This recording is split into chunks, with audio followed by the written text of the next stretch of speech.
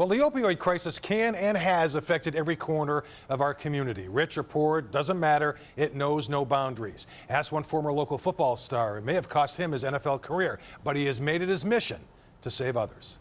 Luke Wollet would do anything to stay on the football field.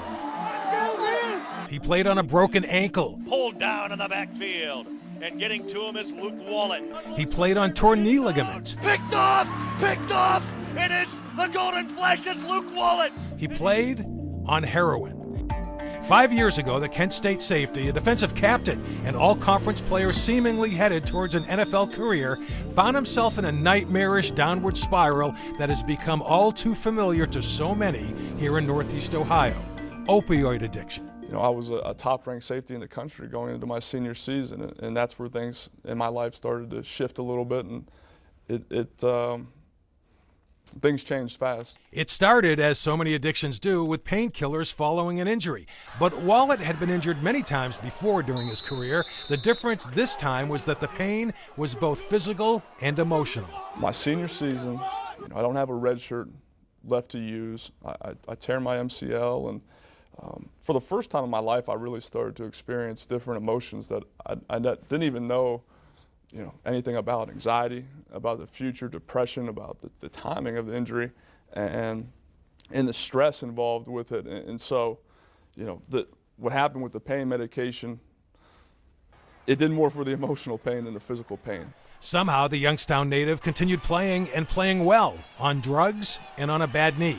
He was even invited to training camp by the New Orleans Saints. It's definitely not a performance-enhancing drug, but what happens with these drugs is it twists your thinking into you actually believing it is. So like when I have 15 tackles on Percocets, I'm thinking, wow, not only am I a better football player, I'm a better person. But he wasn't. I stole, I lied, I would rip off, my own credit cards.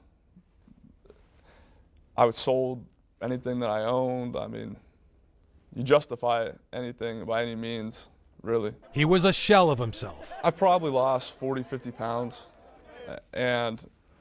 but the problem is when you're staring at yourself in the mirror every day, you really don't notice. But others did, including his father, who saved Luke's life. It was a divine miracle. My father, he lives in Youngstown, Ohio. I was living in Cincinnati, and he said something tugged on his heart, and he drove down to Cincinnati and didn't really know how serious it really was, and he offered me help. He offered me help, and I went to Inpatient Treatment Center in Richmond, Virginia, and really started on this journey. We were curious and wanted to know more about that journey, which is clearly a mission to help others. Luke's key message: don't be afraid to ask for that help. I just want people to know that help's available to them, and my number is available to them. My cell phone number is 330-882-8192. One of the biggest mistakes I made was not reaching out for help. I thought I got myself into this problem. I need to get myself out of this problem. And I just want people to know that there's a better life out there. My pain, one of the greatest pains of my life, has become transformed into my purpose.